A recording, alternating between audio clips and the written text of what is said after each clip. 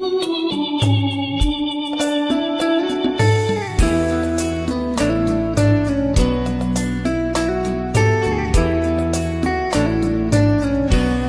ียนจบแค่ม.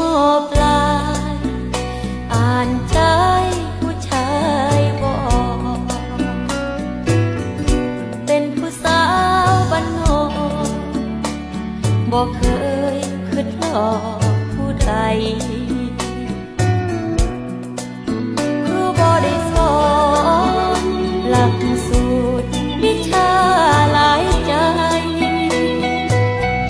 สู้งานพอได้แต่สู้คนหลายใจบ่เป็นก็อย่างที่อายเห็นน้องเป็นแค่สาวบ้านๆถือใจซื่อทุกด้านอยู่กับงานฮักบ่เค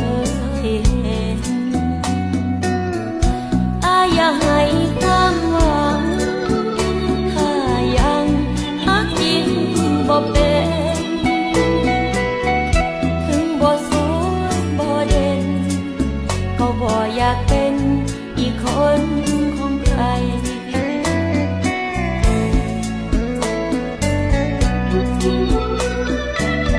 เก็บเอาความหลายใจความหลายใจไปใช้ที่เก็บเอาคำฮักคืนถ้ามี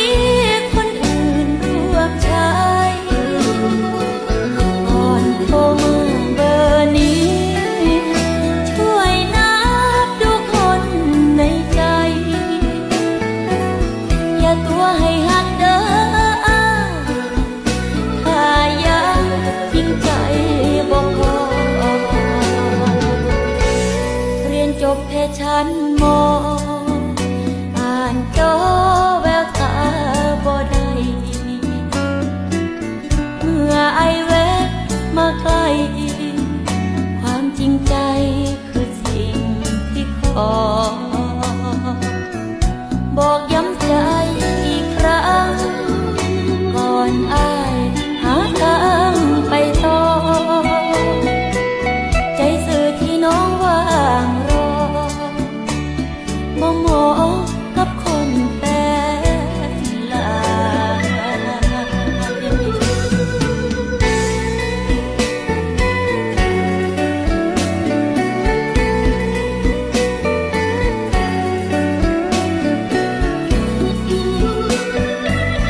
เก็บเอาความหลายใจ